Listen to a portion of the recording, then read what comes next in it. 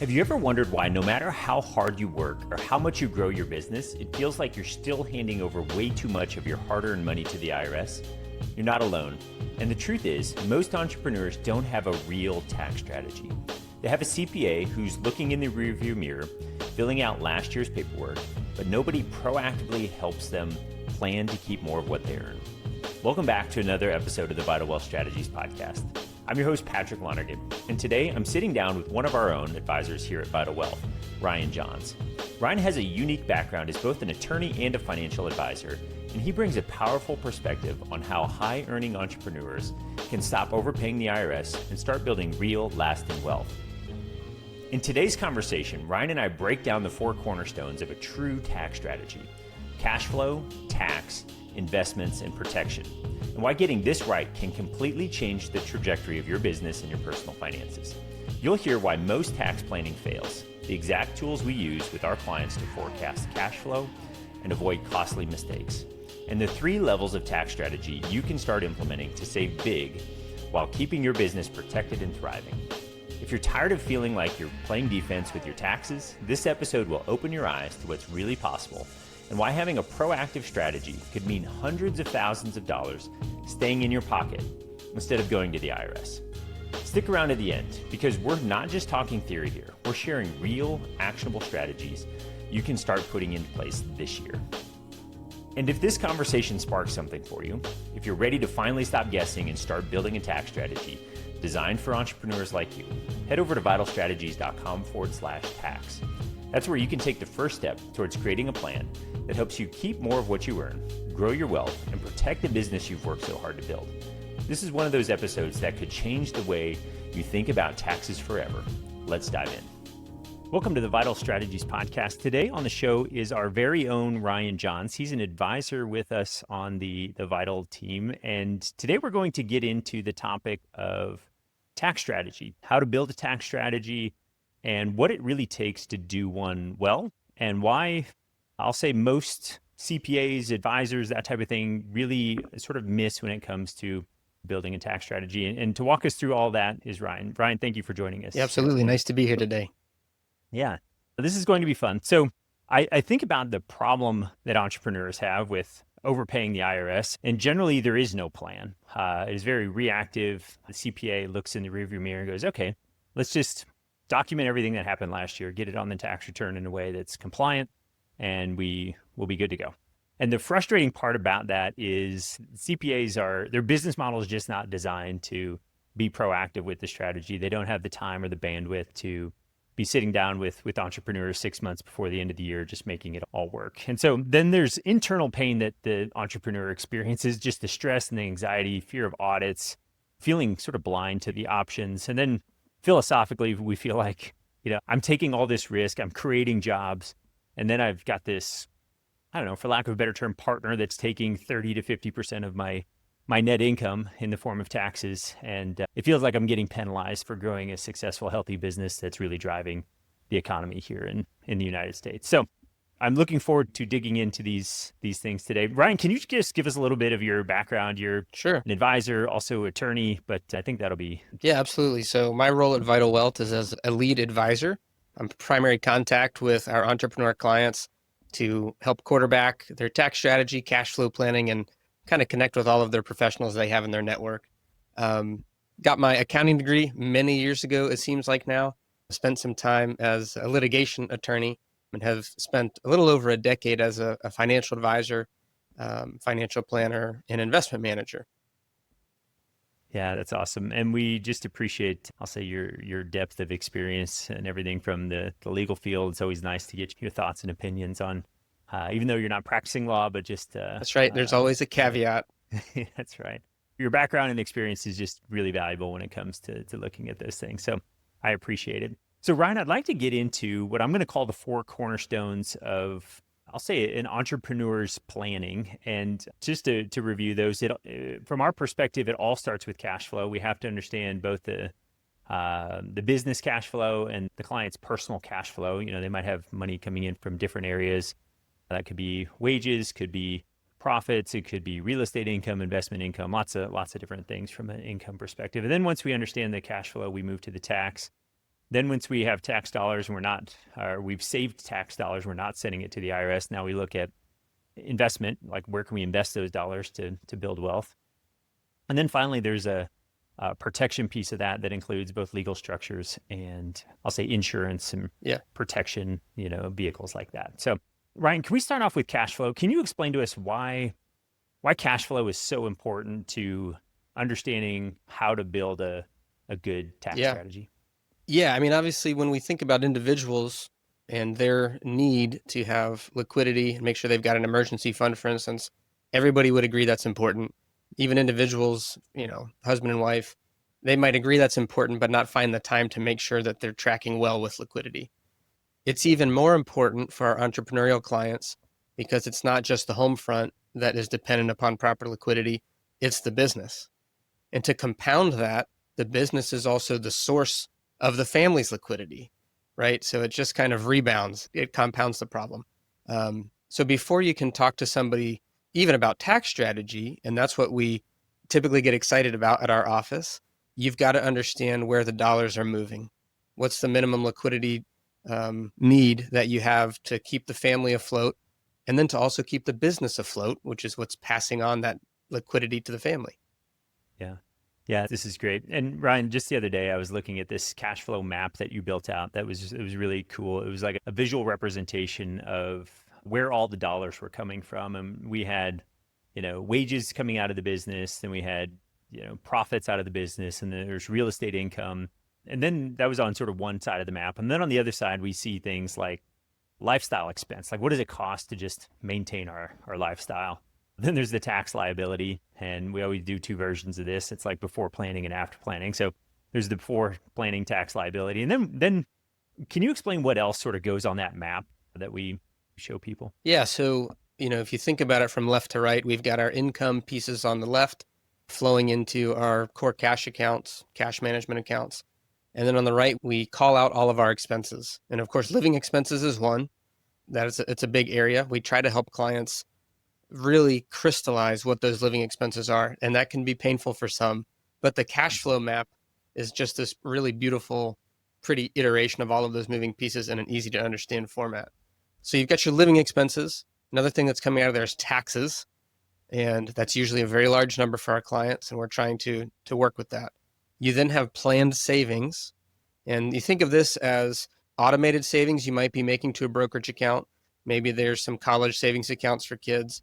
It can also be 401ks, of course, but any ongoing planned savings that we're investing in the future. And then we may have planned gifts as well that's coming out of cash flow. And then a lot of times with our clients, we're able to see what we call unallocated cash flow. It's what's left over at the end.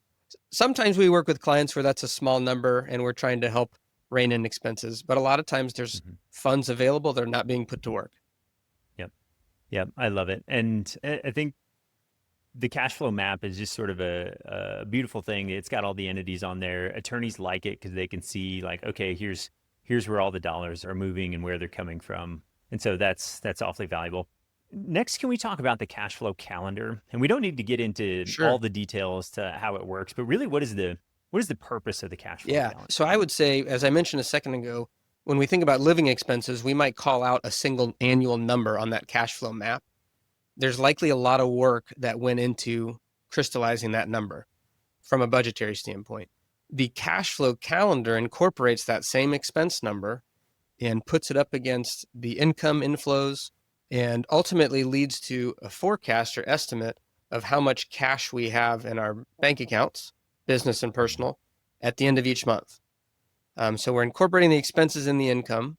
We're also adding in any irregular expenses. And so, I had a client recently who bought a home and there's major renovation that's going to be happening that was unexpected.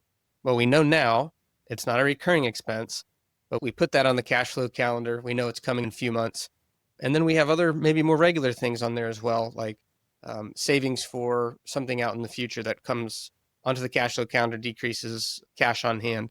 But we're able to use that to look out 2 or 3 or 4 or 5 months, even 12 months, and say, if everything happens the way we're expecting, here's how much cash we have in the bank in December, let's say. Yeah. Yeah, I think that's great. And one of the things that we also find, when we think about the cash flow map, one of the limitations is I'll say those, and you highlighted this, but I think it's different for different clients. The fluctuations in monthly income. Right. We might have some clients that have a seasonal business. We might have other clients that have very smooth monthly cash flow. And so, like those seasonal businesses, we might have income consolidated in big chunks of the 6 months of the year, and we might actually have negative income for outside of those months. And so, if we try to just look at the cash flow calendar purely from an annual figure, like a linear perspective, it can give us a inaccurate view of how people's cash flow is actually playing out. So I think that's fantastic. And Ryan, you mentioned when we were starting to talk about cash flow about liquidity, another term for just cash on hand, margin of safety. Yeah. Can you tell us how the cash flow calendar looks at that number and make sure that we are staying, I'll say, safe there? Yeah. We like to think of it in terms of a minimum amount of cash you should have on hand. And I think that resonates for a lot of people. They would say, yeah, that's when we talk about emergency funds or something. Here's our cash flow minimum. But on the other side of that, we have the maximum amount of cash we want on hand. In other words, if we get above that point, we think we have too much. And that's the idea of making sure that we're being good stewards of what we have and putting cash to work. It helps us frame a conversation with business owners who might be business owners, I think, typically say, I understand my business. I know how to make money there. And I want to be safe and have funds set aside to make sure that that still happens. But I'm hesitant to do anything else with the cash, possibly because I understand the business more so. And so what that maximum does is it kind of sets a benchmark or a bookend, I guess, on the upper end to say, if we get above this amount, we should feel comfortable investing that long term, whether it's going into the general markets, whether we're identifying a piece of real estate or something else. We should feel comfortable getting it out of cash and taking some risk with it. Yeah. Yeah, that's great. And I think one of the interesting things that you brought up is like, okay, let's say we're going to buy a piece of real estate let's say we have a piece of real estate on the agenda, and it's before clients come to us. They haven't seen the cash flow calendar before. And so the interesting thing about the cash flow calendar is that piece of real estate might work well today. Like I might have the down payment for it to make it work. But then we fast forward 6 months and that number, our cash on hand could go into the red, because of estimated tax payments, because of, another acquisition or investment we want to make. And all of a sudden we're flipped upside down. And the cool thing, it really lets us see into the future and go, okay, how are we going to manage that issue that's going to pop up 6 months from now? And so we've sort of prioritized sources of liquidity, right? On that calendar to go, okay, here's where we're going to go get those things. And then let's just have a strategy for making sure that we don't get in the red. Because the number one reason businesses go out of business is they run out of cash and they get into that danger zone. They hit a bumpy spot and all of a sudden it's like, we're in trouble. And on the opposite end of that, when we think about how a business can thrive in a tough situation, is let's say we're in a recession. That hasn't happened for quite a few years. I feel like 2008 was the last real recession we've been through, and it's been 17 years. But recession comes along again. There's opportunity to buy assets at a significant discount. So first goal is survive that recession. Second is thrive out of it. And if we've got cash on hand and liquidity to be able to do that, that's an exciting place to be. I think that's a great observation too, in terms of thinking about the minimum cash we want on hand and the maximum. Because if we've got the cash flow calendar dialed in and we know the different things we're expecting to happen, and then a recession hits, now we should have some confidence in that maximum number, so that if we have more cash on hand than that in a recession, that should give us permission to go, well, we can invest the surplus and we can bring it down to the maximum.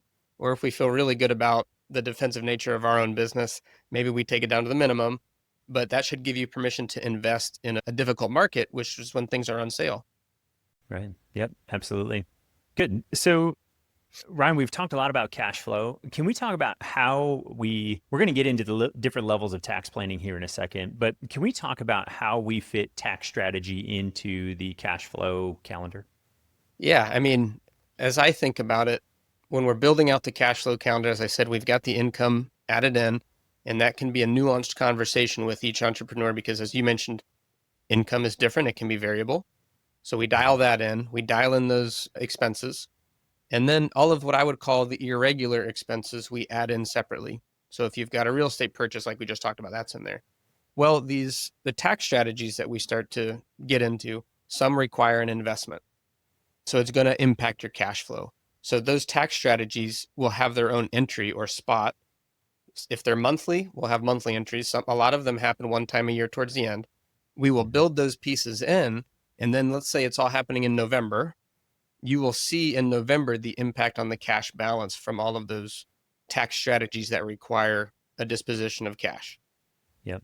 Yep. That's great. And one of the cool things about both the cash flow map and the cash flow calendar, when we start to create the map, we create that second version of the cash flow map. And on there, we're starting to allocate those dollars to tax strategy. And we might even be shifting some dollars from, let's say, going into a brokerage account to going into a tax strategy.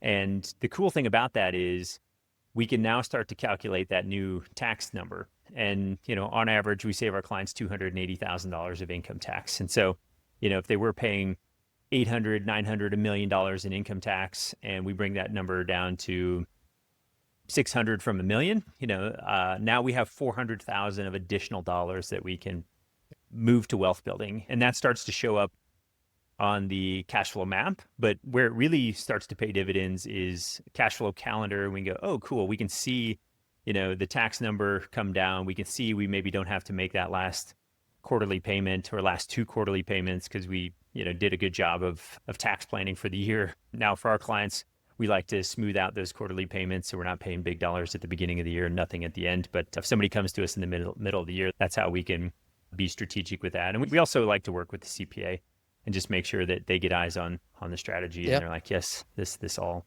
sounds good. So I think when we think about the cash flow calendars, probably the most important thing we do for our clients is we update that for every single meeting, but making sure that the worst thing we could do is create a tax strategy that runs somebody out of cash. And so it's like that strategy that we've developed on the tax side works nicely with their cash flow. Yep. So Ryan, anything to add to cash flow planning before we get into different types of tax strategy? I think I would just share that we have had this happen with clients and with a client recently where we look at the cash flow map pre-tax planning, and then we look at the cash flow map with the strategies incorporated in the adjusted tax figure, and the unallocated amount actually increases.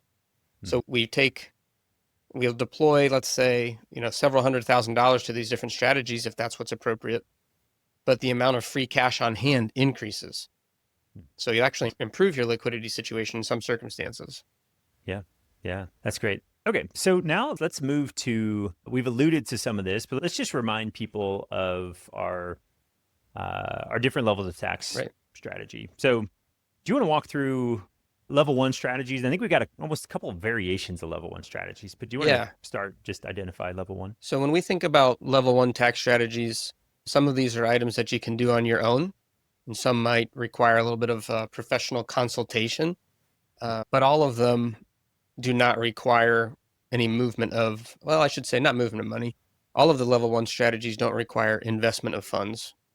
Yeah, that's good. Oftentimes we think about level one strategies as good administration and bookkeeping, and it might be moving dollars from our right pocket to our left, but we still have full access to those dollars. Can you give us some examples of maybe some strategies that people could execute on their own? Sure. So the home office deduction is one that we always talk to clients about. We want to make sure that that's being optimized. In many cases, I think that's just taking the time to do the work to identify all of the related expenses and make sure it's calculated properly. And that information is provided in an easy format to your CPA so they're ready to go. Yeah, that's great. And then I think there's strategies that need professional help. Can you walk us through a few of those different ideas and maybe why we need a pro to help us execute on this? When you mention it, the first one that comes to mind that needs professional help is going to be entity selection and whether you're making the S election.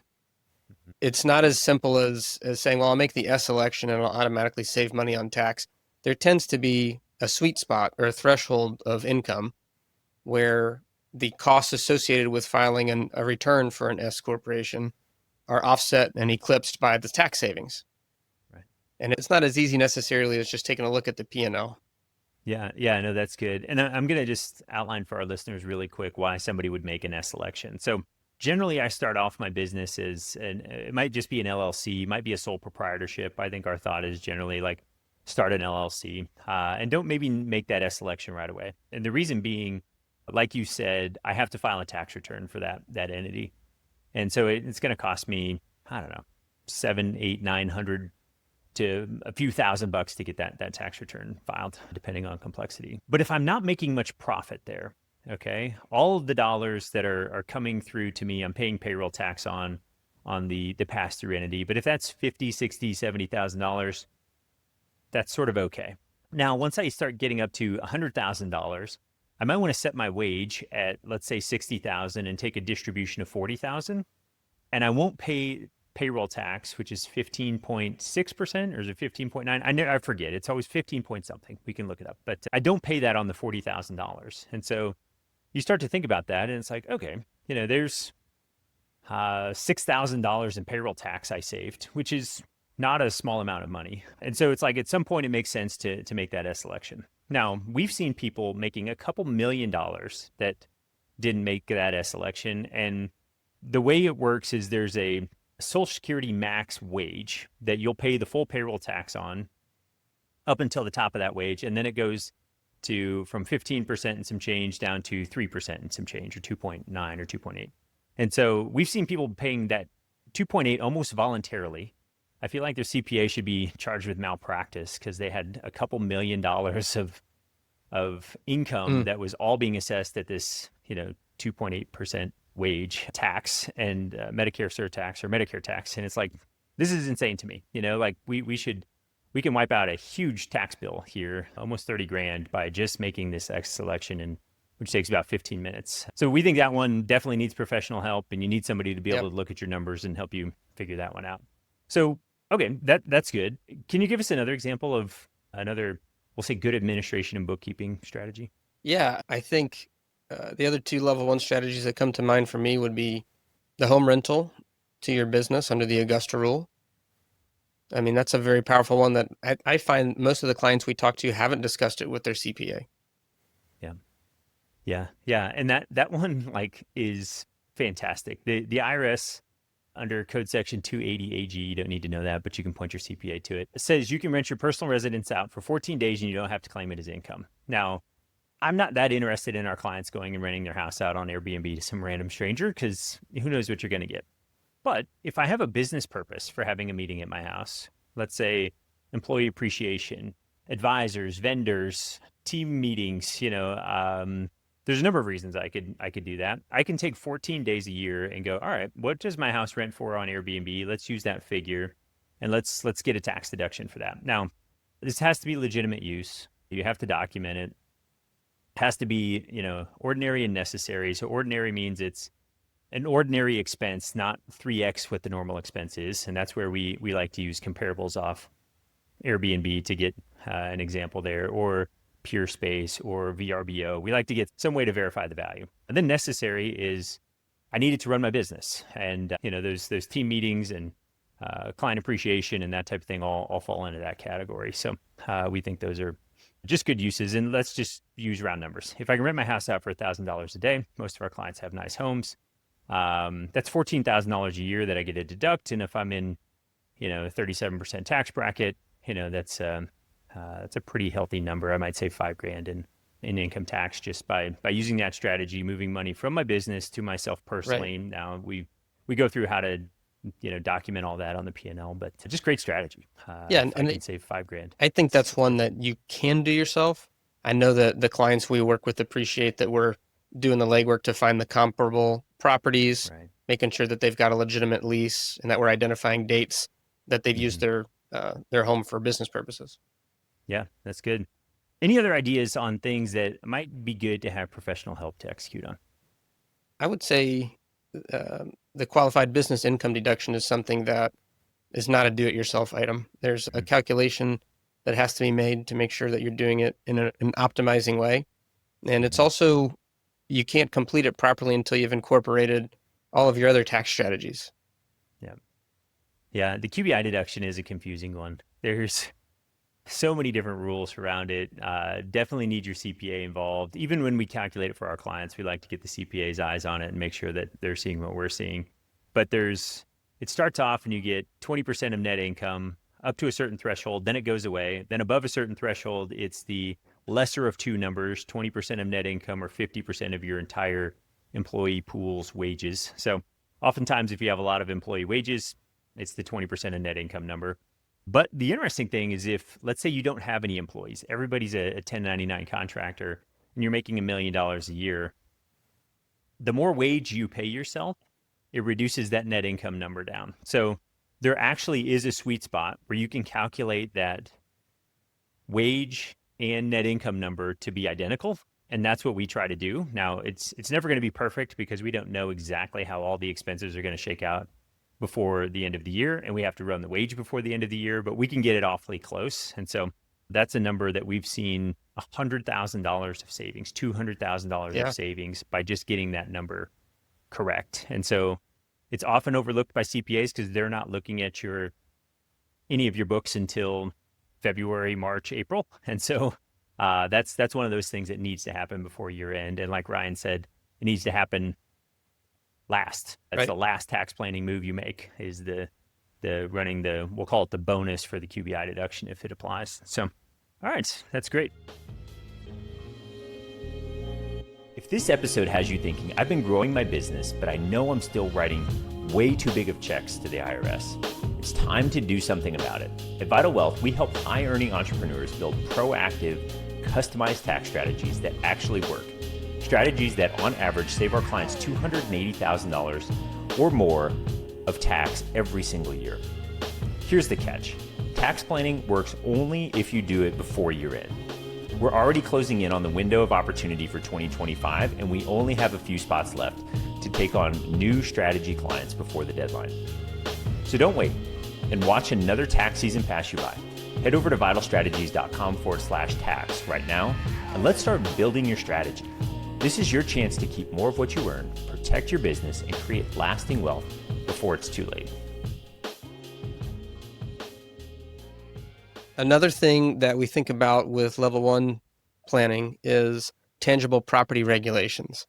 When you hear that, what do you think of, and what are the different strategies and concepts that we need to be thinking about? Yeah, that's great. We really like these. And I think there's an opportunity for anybody that owns real estate or has assets that can be depreciated, especially with the big, beautiful bill that came out. We're back to 100% bonus depreciation for anything that's a 15-year depreciation schedule or less. And that is a surprising benefit when it comes to thinking about development. And so when we think about a cost segregation study, that's probably the most common tangible property regulation. We can take a building, for example, and have the component parts of it segregated out. We have an engineer come do that. And we're of the opinion that we've seen cheap cost segregation studies, and we've seen some that are done well that cost a little more money, and those produce well in excess of the difference in cost. So we think those are worthwhile.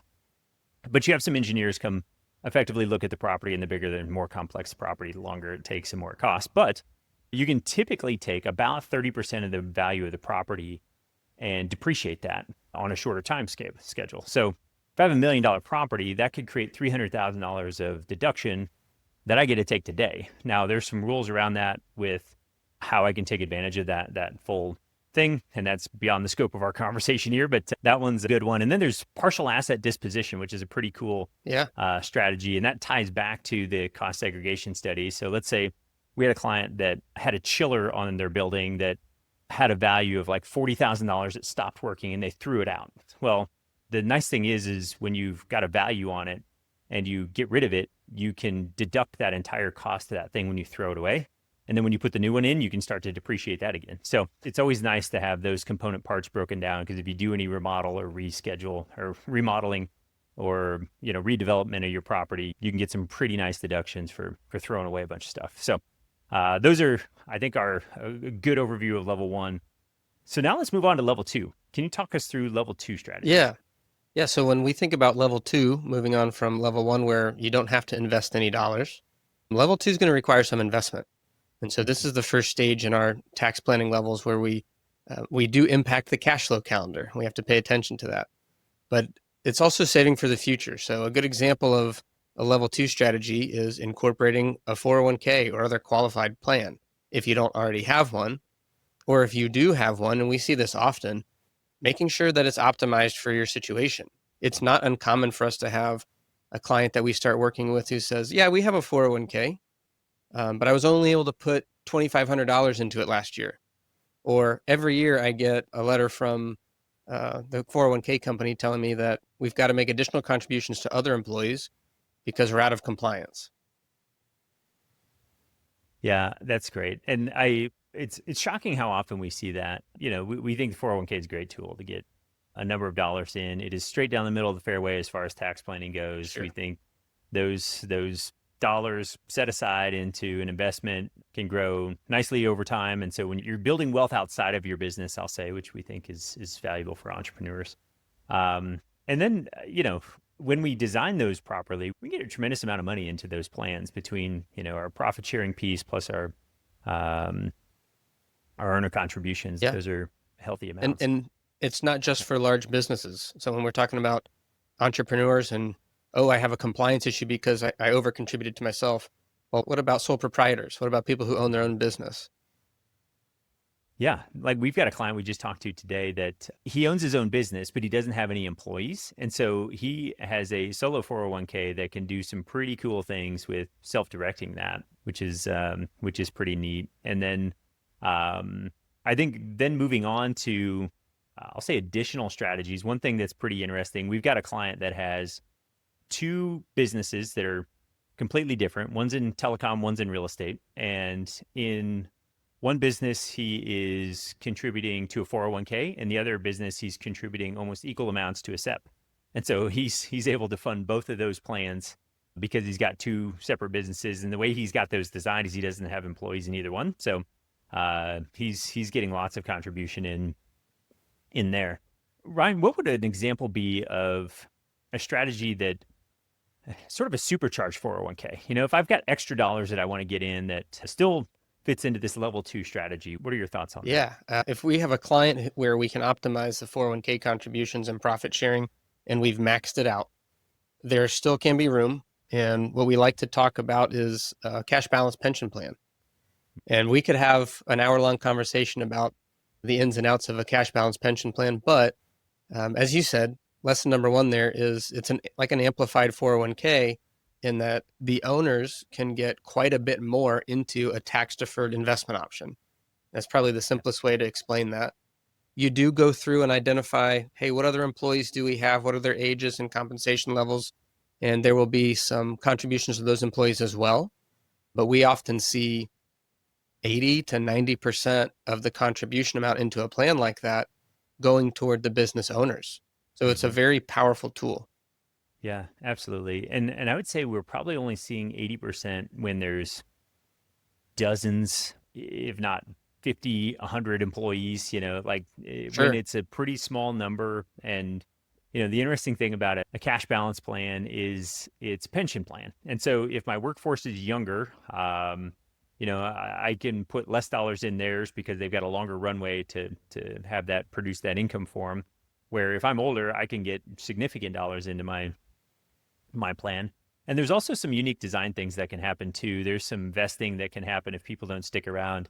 Those dollars just come back into the plan and are used for future funding, which I think is great. And we also can look at this and, again, going back to the entrepreneur that doesn't have employees or has a very small number of employees, this can be a tremendous way to get a number of dollars, both for you and your spouse, into the plan. You might be able to get, Ryan, can you give us an example of, like, per individual, let's say somebody's about, 50 years old, roughly how many dollars they could get into a cash balance plan? Yeah, if we have a husband and a wife and no other employees, you could be looking at $150,000 to $200,000 per person into a cash balance plan.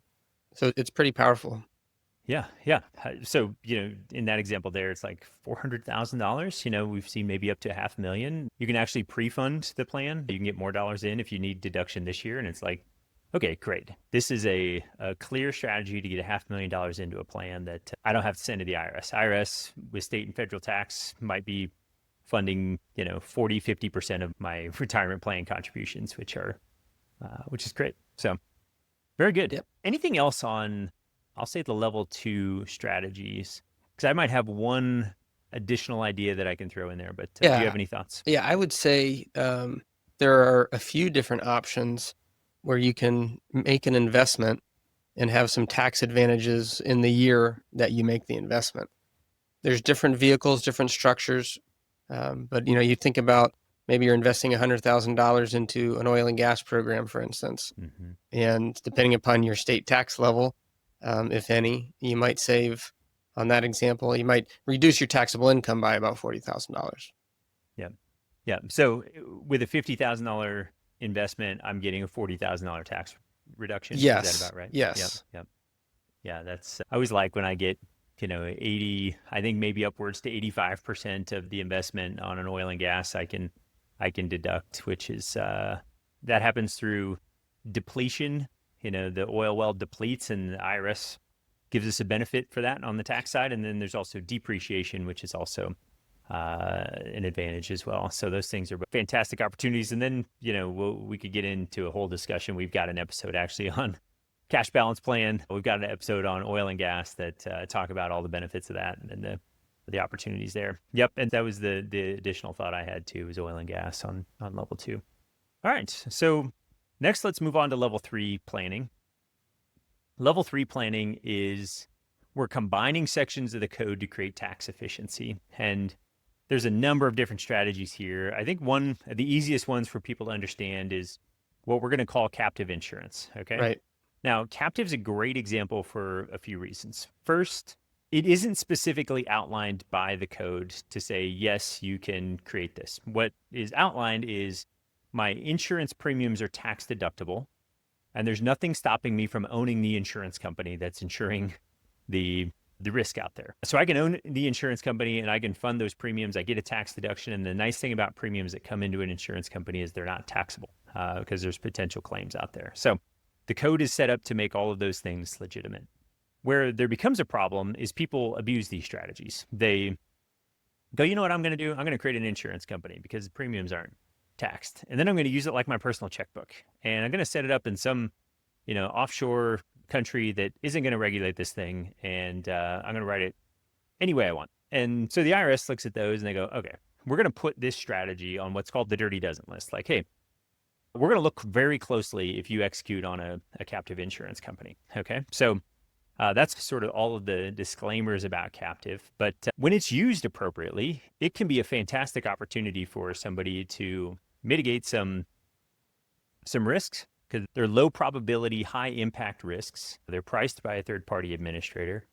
And then that is all run by a third party. We use a few different captive administrators. We've also had clients bring a captive to us that are an absolute joke on how they're administered. And not surprisingly, the administrator for one in particular I'm thinking of is in prison for all sorts of problems that helping a client evade federal prosecution. So moving money around. So it's like that's not the type of character you want on your side when they're setting up a strategy that the IRS is already going to look closely at. So Ryan, can you talk us a little bit about the cost of setting up, I'll say, a level 3 strategy? Because you've been involved in a number of level 3 strategies for clients. The cost of setting up a level 3 strategy versus, let's say, something like a cash balance plan. Yeah. I mean, when you think about, I'll start with a 401k plan, especially if you're dealing with a solo K for a husband and wife, like you mentioned. The cost to set that up is going to be minimal. If you have a larger company and you've got to have a third-party administrator in there, they've got to draft the document, maybe you're talking a few $1,000s to get that 401k set up. When you look at a cash balance plan, there's some compliance testing and ongoing things that happen. And so your setup might be, $3,500, and maybe there's ongoing compliance of $2,500 a year. And it varies depending upon the size and complexity. When you get into a private insurance company or some of these other level 3 strategies, the cost to set it up can be significantly higher. You might be looking at closer to $50,000 or $60,000 to set up a captive insurance agency in the first year. And then there's some ongoing costs as well. But because of that, and I think this is probably where you're headed, you don't look at doing a captive insurance company if you're going to try to set aside $100,000 in premium. Yeah, no, that's exactly right. Because when I compare the cost to the tax, why would I create all these strings associated with my captive? Because it has strings associated with it. Like I can't use it like my checkbook.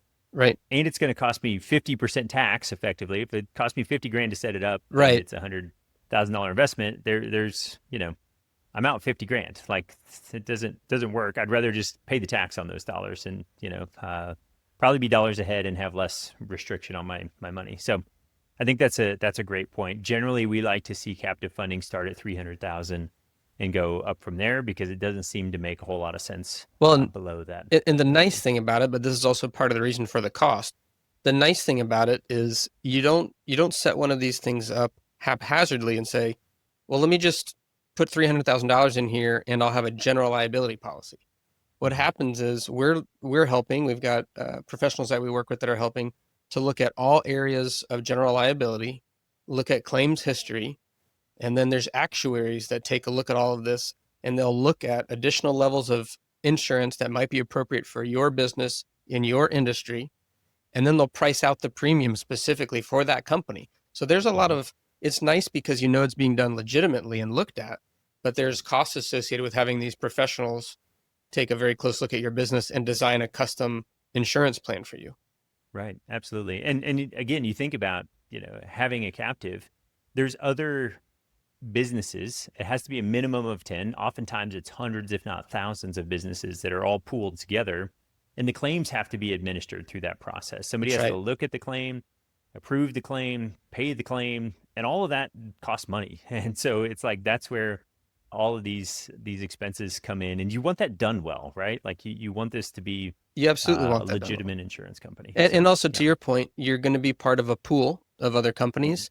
And so you would like the underwriting and the process to be appropriate so that the other people you're pooled with, the other companies you're pooled with, they've had all of their books and claims looked at too, and they're an appropriate level of risk for the pool. Yeah. This is great. All right. Now, we've covered cash flow and tax strategy, and we've talked about the importance of cash flow planning to be able to figure out how to really decide how to fund my tax strategy. Now, when we fund these tax strategies, let's just keep the captive example going, right? Okay.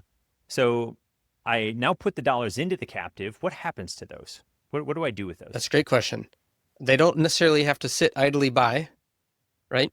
You pay the premium in, and you can get into the specifics. There might be a certain amount that's reserved for setting up the company, and there's potential claims, and so there can be some restrictions. But generally, the funds that are put in there can be invested. Yeah. They can be invested in a diversified portfolio. They can be working for you and earning funds just like any of your other investment account. Yeah, absolutely. And so when we think about, I'll say the levels of tax strategy and where we're at so far, it's like, so to create an effective tax strategy, we had to have somebody help us understand cash flow, make sure that we weren't running ourselves out of cash by funding these tax strategies. Then the dollars go into the strategy and they have to be invested.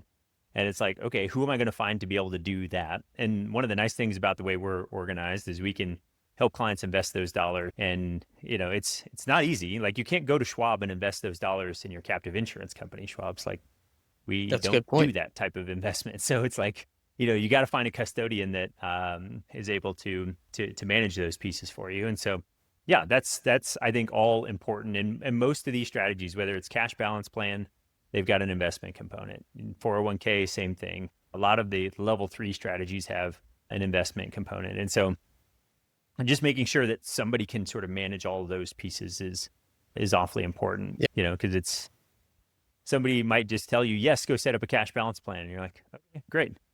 Now, how do I execute on this, right? Even if I have it set up, now I got to figure out how to invest the dollars. And that's an important piece.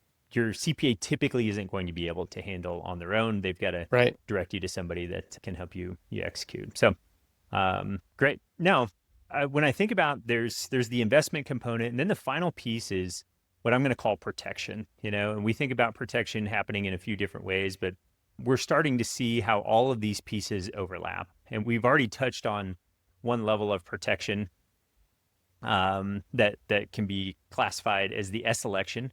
Like I can make an S election with my LLC, or I can just decide to set up an S corp from the get-go. And so like entity structure is awfully important.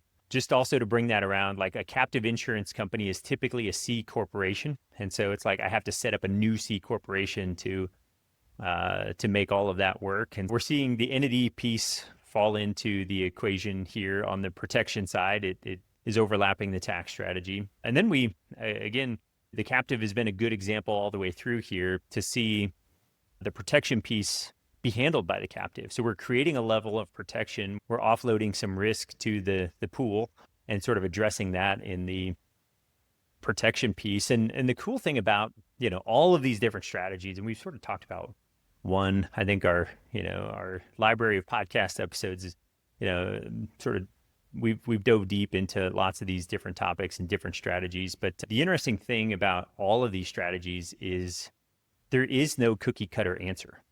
I wish there was. It'd make our jobs a lot easier if it was just like, here's the plan that everybody takes, right? But everybody's lives are different. Their goals are different. Where they want to build wealth is different. We have some strategies. If somebody is like, hey, I don't care about building wealth outside of my business. I want to double down on accelerating the growth inside my business. Great. We've got tax strategy that can help you with that. If people are like, hey, I want to build wealth outside of my business. I've got enough risk here.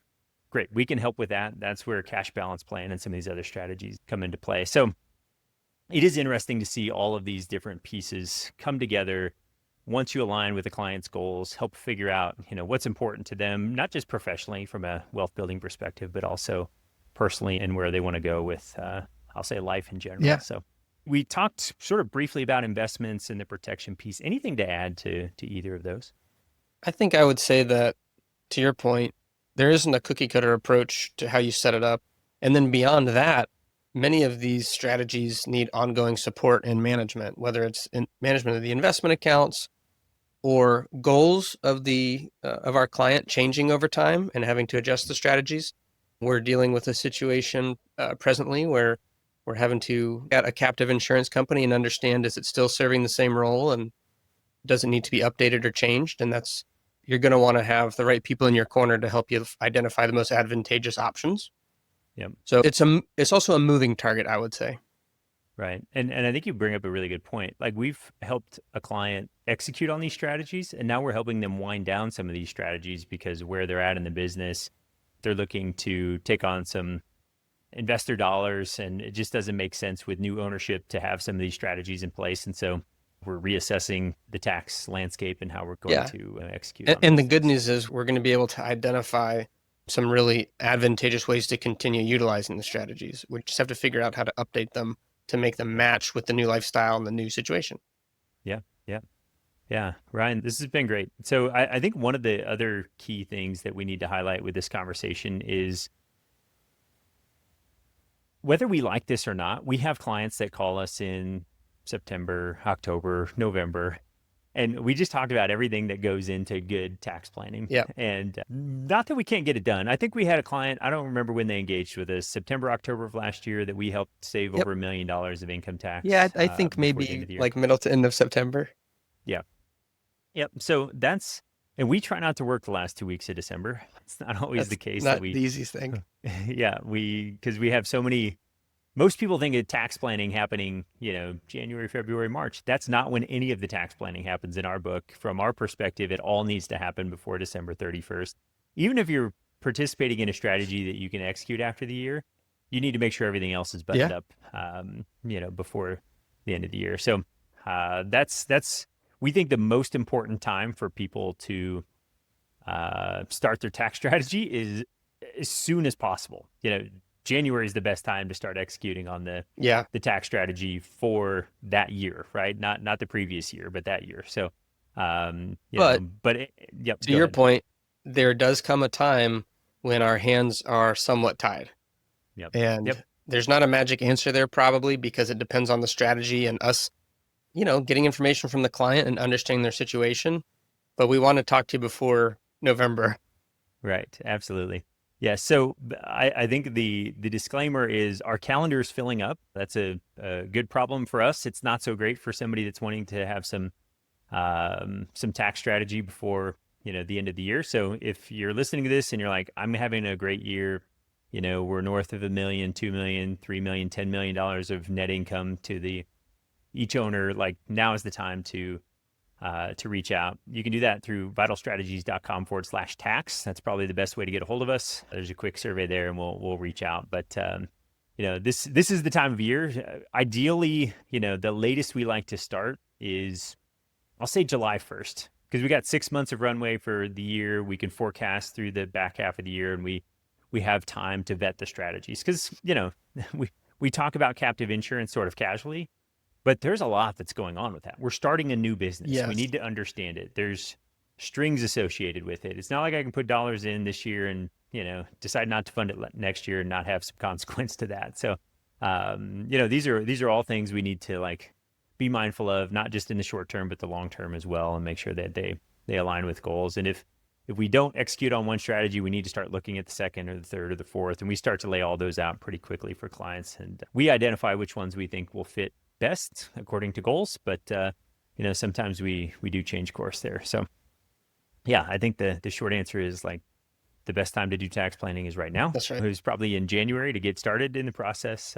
But yeah, don't delay. If you're looking at making moves, now is the time to connect, and we'll get you started. So yeah, Ryan, this conversation's been great. I appreciate just all the value you add to the team, your insight to our clients. You do a great job sort of leading those engagements and making sure that we're not just building more wealth and paying less tax for clients, but you do a great job staying focused on, what are the most valuable things in life. We have lots of great conversations about, where we're at in our faith and all those other things. And it's kind of nice to keep track of, it's not all about the dollars and cents. Absolutely. So I appreciate all your perspective on that. Yeah. Thanks for having me today. Yeah, that's a wrap on today's episode of the Vital Wealth Strategies podcast. Thank you so much for tuning in and spending your time with us. I truly hope you found value in this conversation with Ryan, and that we gave you some fresh ideas on how to take control of your taxes and keep more of what you earn. If you did, I'd love it if you shared this episode with another entrepreneur who could use these strategies to grow their wealth and protect their business. And remember, you're a vital entrepreneur. You're vital because you're the backbone of our economy, creating opportunities, driving growth, and making an impact.